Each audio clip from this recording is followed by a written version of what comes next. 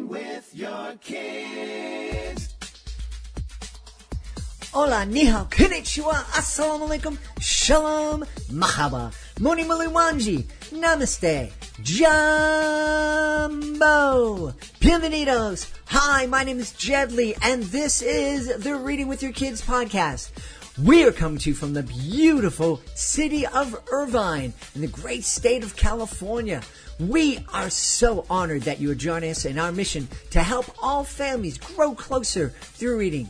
Please be sure to subscribe to the show on the iHeartRadio app, on Spotify, Apple Podcasts, Google Podcasts, Amazon Music, wherever you find your podcast. Our guest today is coming to us from right outside of Rochester in New York. His name is Scott Gibala Broxholm, and he is here to celebrate the Ele-Phone Book. Hey, Scott, how are you? I am doing great, and I'm extremely excited to be on your podcast. I'm delighted to have you on. The Ele-Phone Book. I just love the title. Tell us all about it, please. Certainly. Well, it's basically just to try and make you laugh. That was the initial idea of my doing this. And it's a bit of a departure for me because most of what I write and illustrate has to do with monsters or aliens, fun stuff, not anything horrific. So I thought, well, it's time to make something that might appeal to a wider audience. Mm-hmm. And I thought, we'll pick animals. And as far as a funny topic was concerned, I don't know why, but the telephone game popped into my head, which is something, I don't know if they still do this today, but you and I in school years ago, you'd sit around in a circle. Mm-hmm. One child would think of something to say and whisper it into the ear of the child next to them. And that child in turn would whisper it into the ear of the child next to them and go all around the circle. And when it got to the end, that child would announce what they had heard, which was, of course, completely different and many times pretty wacky compared to what the original thing was. Mm-hmm. So with that in mind, I chose the animals. And basically what it is Elephant is not feeling very well. And his friend Mouse calls him to ask if he can come out and play. And the elephant sneezes and coughs. And he says he just can't. But because he's so stuffed up, it's hard for Mouse to hear what he's saying. So when he says he thinks he might have a cold or dun, dun, dun, the zoo flu, Mouse hears that and thinks he flew through the zoo. So Mouse calls their friend Giraffe to tell him what she heard. But there's something wonky with the phones. There's a crackling noise and later on an echo. So when Mouse says elephant flew, when he flapped his big ears and then zoomed through the zoo, Giraffe hears that he rapped while he played the kazoo. So Giraffe then calls another friend, and it just gets wackier and wackier until in the middle of the story, there's actually a little moral, if you will say, a little hint of what friendship is like. Because in the middle of the book, it says all the animals thought what they'd heard sounded strange, kind of crazy, and even absurd. But he's their friend, and a true friend is rare. They really know how to show that they care. So after each of them got off the phone, they decided to bring him a gift of their own. So they bring all these crazy gifts pertaining to what they heard. And it turns out that Elephant doesn't have a cold or the zoo flu. I won't give away what it actually is. Mouse helps to discover it with a little twist at the end. That's delightful. Oh, thank you. Thank you so much. Yeah. You know, as soon as you started talking and reminding me of the telephone game, and I know you probably didn't write this with the book with this intention, but I think this is would be a really fun way to address something that we've talked about. Anytime we've had an author on that is a children's book author and a journalist or a news anchor or somehow in the news media, I always ask them, how can we help our kids discern what information, of the mountains of information they're getting every single day, how can they best discern what is real and what isn't real? And I think that this is a super book to kind of start that lifelong conversation. Because, I mean, we're living in a worldwide telephone game right now. If you turn on the TV and, you know, you hear about a story on one channel and then you turn and you hear about a completely different story on another channel, it's actually the same story, but it's being told from two different perspectives, and it seems like something completely different. Exactly. Exactly. Yeah. Well, just the way technology's come around. Mm-hmm. I mean, when I was a kid growing up, we had the Flintstones and the Jetsons as cartoons. Mm-hmm. And I'll never forget Elroy Jetson, the future of what would happen in cartoons here. And he was talking to his parents on a little watch he had with a little picture of his parents on it. I thought, oh, isn't that funny? Well, will that ever happen? Of course, everybody's doing it on their phones now. And there are watches that you can put, or wristbands that you can do that with. Mm-hmm. It's really incredible. Yeah. So much depends on phones these days. And they really aren't, somebody said they aren't phones, they're miniature computers. Yeah. Well, one of the things that I have told kids when I'm performing for them is, they think that what I'm doing is magic on stage. I'm making something appear over here and disappear over there.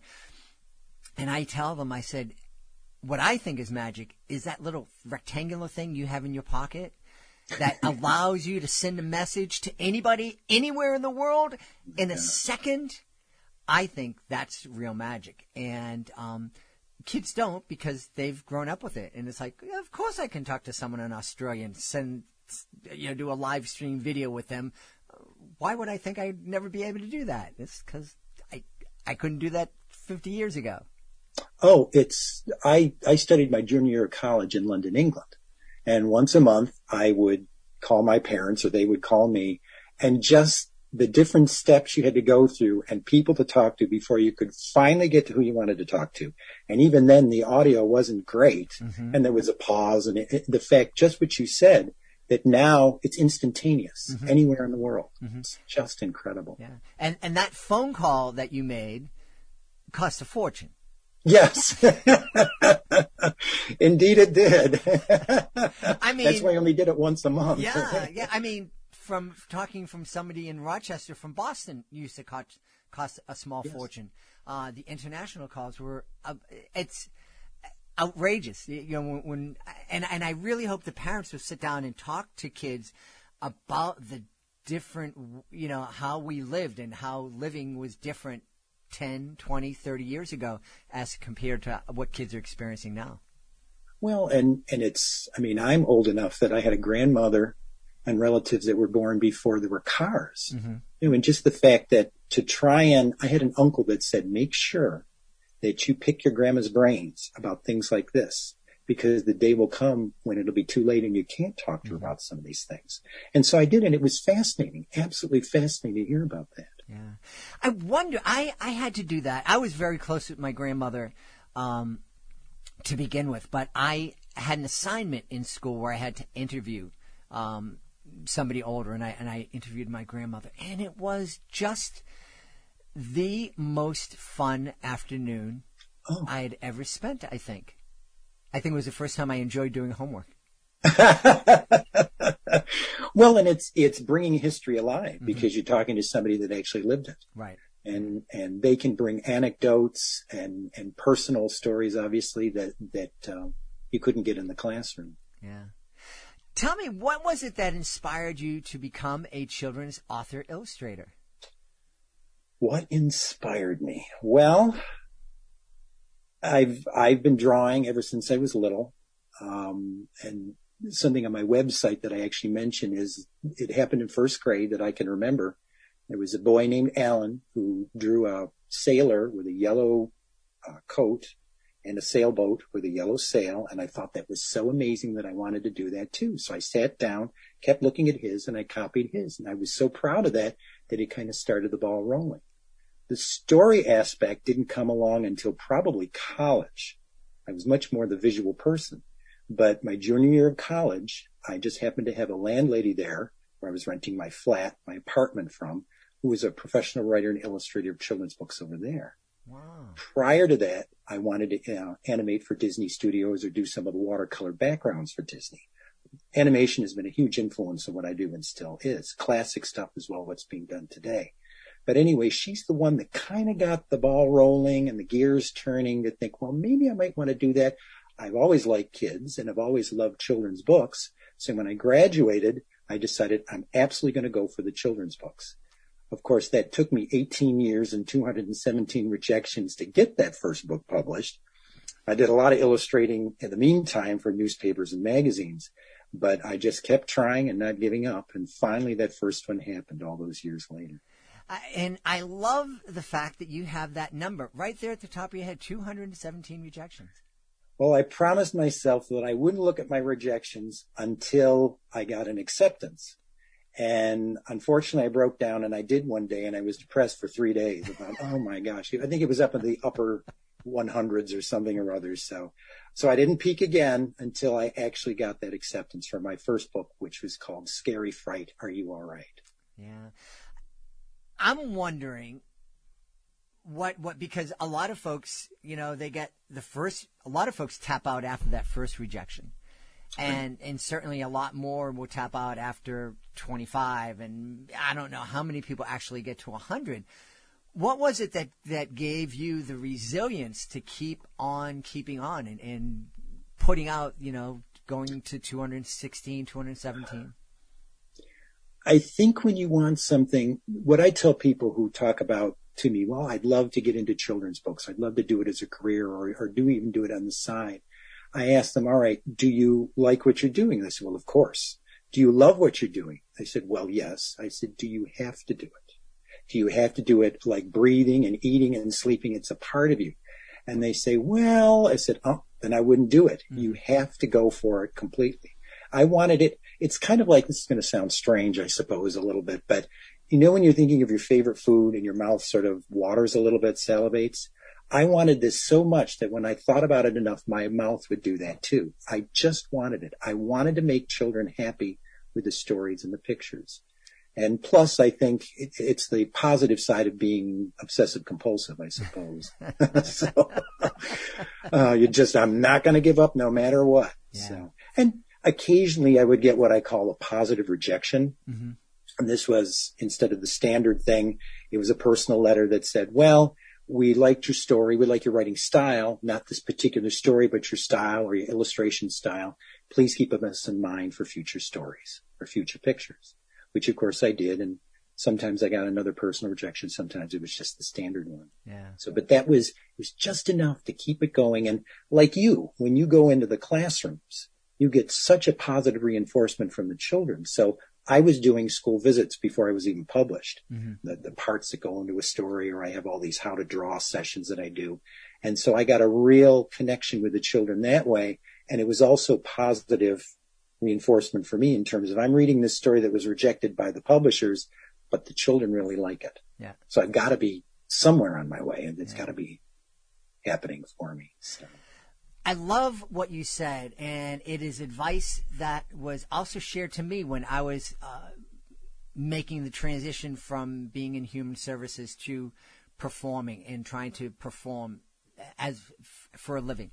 And one of my mentors said to me, can you imagine yourself not doing it? Can you imagine being alive? If you can, you probably shouldn't do it. Because it's too hard. It's a lot of work. You're probably going to fail, and it's always going to be a struggle. But if you can't see yourself doing anything else, that's the only reason you should go for it. Well, and the fact that you as an artist, and you know this too, any artist, you have to have the sensitivity to create what you're doing, whether it's for children or grown-ups or whatever. But you also have to have the hide of a rhinoceros to be able to take all those rejections that keep coming at you, because it does happen. And it doesn't matter. People ask me, oh, you're published, you must have your successive stories are in the works. I said, no, just because you're published doesn't mean you've made it. You're still going to get rejections. And I still do, which is the reason that I decided to bring the Ele-Phone book out on my own as an ebook, because it was rejected by, well, these days, most publishers won't look at you without an agent. Right. So I went the agent round and tried a lot of the smaller presses. And I did have an agent that was interested in it for about 3 hours and then another one for 5 months. And I actually worked with her on it, and it did improve and progress. But at the end of 5 months, evidently not enough for her. She was wonderful, though, but she reluctantly had to drop it. Yeah. So I just decided, I've designed a book. I've got 3 picture books that I've done before. So I know how to pick out the font, lay the type on the page with the pictures. I can do all of this. Just do it myself. Yeah. So that's what I did. And that, brings us back to what we're talking about in the beginning of our conversation. Is we're living in this time where not only can you and I speak from Boston to Rochester without incurring any expense, and we can see each other on the screen, but authors, artists have the ability to go out, and they don't need a traditional publishing house to give its stamp of approval. We can publish things on our own. And we've had so many amazing self-published and independent authors on the show, and their books are absolutely wonderful. Oh, that's tremendous. That's great. It is. We live in an amazing age when you can absolutely do that. Yeah. I agree. It also means a lot of books that aren't so great at getting published that wouldn't have been published. And again, that's yes. But that's one of the things that I think is so important that we remember. Books are something that people can love, they can like, or they don't like at all. And what is something that I love may not appeal to others, may not appeal to anybody else but me. All right. And that makes that thing worthwhile. It makes it worthwhile to me.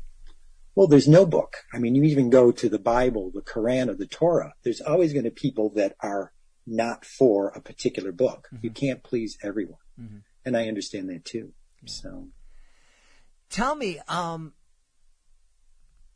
now that you've had this experience with publishing this ebook on your own, how does it compare to when you've released books through traditional publishers? Is it this more exciting, more exhilarating for you? Is it more work and I'm never going to do this again, or somewhere in between? Oh, that's interesting. Wow. Well, everything is expedited, first of all. Mm-hmm. I mean, the great thing about an ebook is I'm done with it. I've got the pictures and the story. I've got everything in place on the computer. You just convert it to an EPUB. You send it on to the publisher, and it's out within literally hours. The traditional way, they still have to send it oftentimes overseas.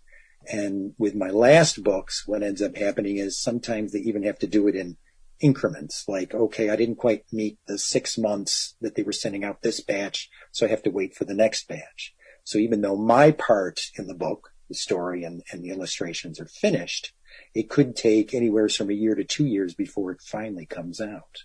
So I think that the speed, obviously, too. But the one thing, and it's a plus and a minus, I miss the editor and the art director to bounce ideas off of. So consequently, my wife and my daughter and some of my friends were the mostly willing people to be able to do this for me, and objectively so. Mm-hmm. And if something didn't quite work, like the book is written in rhyme and verse. So they would tell me the beat is slightly off here or there, or maybe this word could be a little bit better. That's another thing we could talk about is rhyming books, because that's frowned upon in publishing, basically. There's a fair amount of publishers that won't even touch it if it's in verse. Wow. So right there, I thought, okay, that's another reason why I have to bring it out my own. Wow. Now, that's fascinating. I've been doing the podcast here for 5 years, and we've had different publishers on. I was blown away when Christopher Robbins of Familius Publishing was on the podcast, and I asked them, typically how long is it from the time that you buy a manuscript till it hits the shelf? And when he told me 2.5 to 3 years, I almost fell off my chair. I know, it's crazy, isn't it? Yeah, but I've never heard that publishers are loath to publish rhyming books. Is there a reason why? There is. There's a couple of reasons, and I understand them to a certain extent. The first reason is financial, and which is that because this world is so connected now more than ever before, pretty much always or almost always a book will be published in different languages in other countries. Mm-hmm, mm-hmm. So to try and convert a rhyming book, like doing a Dr. Seuss book, is a nightmare, I've heard publishers say. They essentially, you have to have other people rewrite it so that the words in that language rhyme in verse. So that's another reason right there. But the second reason is that publishers are very particular about what a forced rhyme. It was very easy to do that. And it is. I found myself in writing this book. I wrote it countless times, probably 50, 75 versions of this story in different forms. And it's very easy to do that, to try and make it as natural as possible.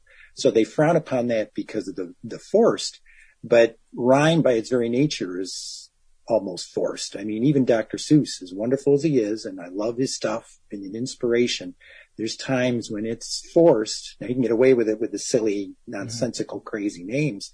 But even then, I got to tell you, How the Grinch Stole Christmas is one of my favorite of his books. And especially the Boris Karloff cartoon in the 60s. Chuck Jones did it.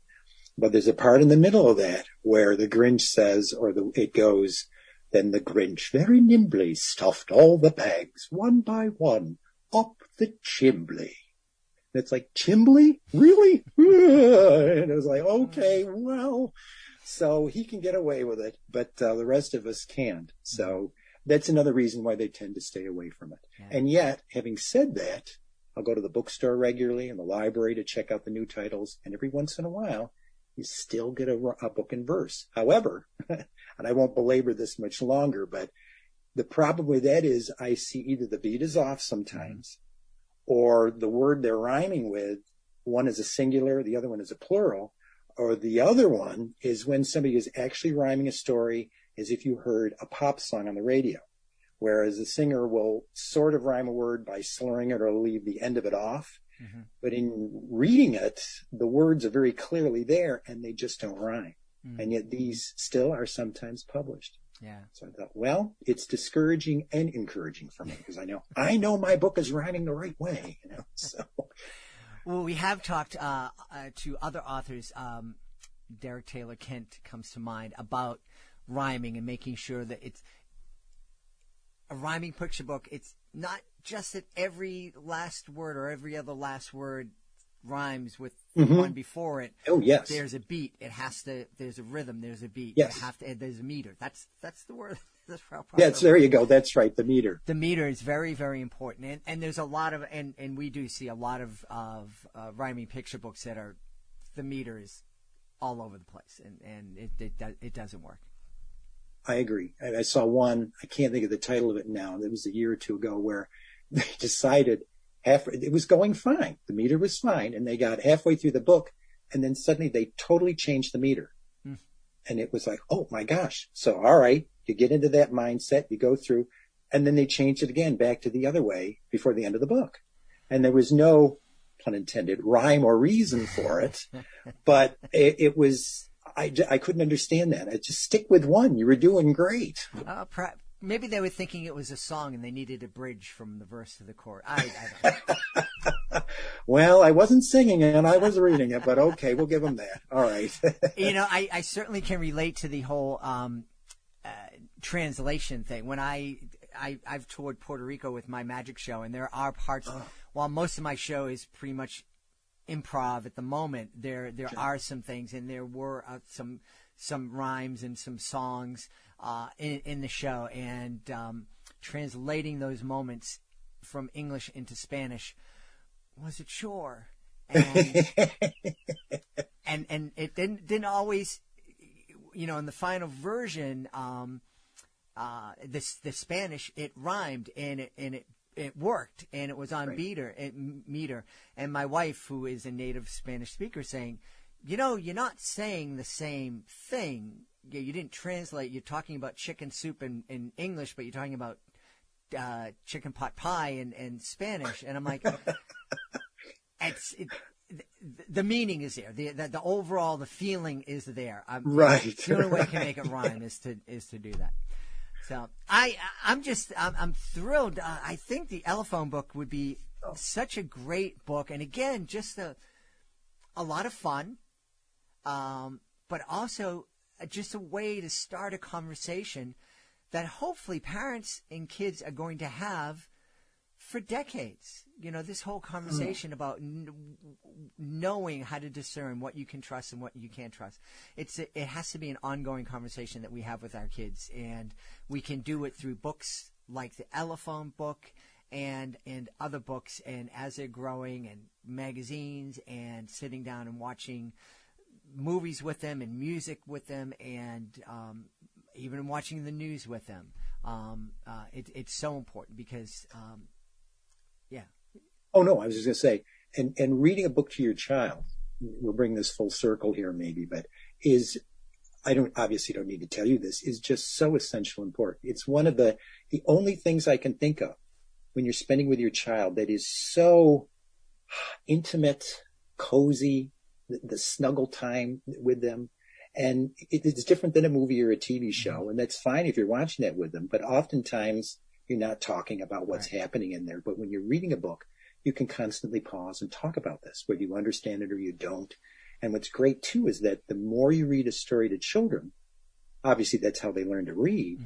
But at a certain point, you can ask them to read it, and they might not be able to actually read the text, but they can point to the picture. They know what happens in the story, so they can, quote unquote, read it to you by telling it to you. And it's a wonderful exchange between child and grown up. Yeah. And again, there are so many benefits to reading with your kids, increased vocabulary and all that other kind of comprehension, all that stuff.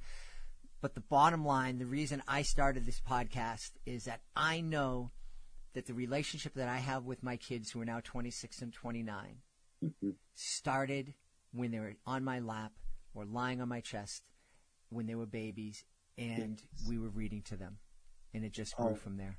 I agree. I was a stay-at-home dad with both my children when they were 3 months old. Yeah. And I agree, the same thing. We'd be lying on the floor, and it's good to do the lying on the floor earlier in the day, because if you do it later at night, you kind of conk out there. And reading them together. Yeah. So I remember when my son was just an infant, we were reading The Very Hungry Caterpillar, and we were both laying on the floor, and he liked the turning of the pages and the bright colors. So he stuck with it. Obviously, he didn't have a clue what I was talking about probably, but again, we were sharing that moment together on that blanket on the floor. Yeah. So important. Hey, the other thing that's important, Scott, is for us to tell people where they can go to find out more about the Ele-Phone Book and to find out more about all the other great books that you've created. And you are very kind to bring that up. And absolutely, I do have a website, and there is a part of it that is interactive. I used to draw hidden pictures for a children's newspaper many years ago. Oh, neat. Over a 6-year period, I should say, I racked up over 150. So I've been recycling them, putting on one of those once a week on hidden picture. And I also have a sample of a video, how to draw video of a dragonfly. And you can go to YouTube. There's a link down there for about 25 other ones. If anyone's interested, you follow along and I show you how to draw them as you draw along with me. But the site also has information on the books. Scary Fright, Are You All Right? My first book has gone out of print. You might find it on some used book site. City Witch Country Switch that I just illustrated is still available in paperback and ebook. And then the last one I did with the publisher, Maddie's Monster Dad, is available in hardcover and ebook. And the website is www.artsykidatheart.com. All lowercase. We've had a wonderful, wonderful time speaking to the author and illustrator of the Ele-Phone Book, Scott Gibala Broxholm. Hey, Scott, thanks for being with us. Oh my gosh, I can't tell you how much of a pleasure this is. And I hope I get to meet you in person one of these times. And I'm reaching my hand out and shaking right here through the screen. Hey, that's pretty close. Yeah. So thank you so much, Jedlie. I greatly appreciate it. Please be sure to join us for the next episode of the Reading with Your Kids podcast. Our guest will be Anna Maria Didio. She'll be here to celebrate Many People to Love. That's the next episode of the podcast. I want to thank the folks who made today's show so wonderful. Of course, I want to start by thanking our guest, Scott Gibala Broxholm. Please be sure to check out the Ele-Phone Book. I also want to thank my team, Fatima Khan, Rory Grady, Mirabella Q. I want to thank my beautiful wife for all the support she gives me. Most of all, we all want to thank you. Thank you so much for taking the time to join us today. And as always, thank you so very much for taking the time to make the world a better place by reading with your kids. I'll be looking for you in the next edition of the Reading with Your Kids podcast.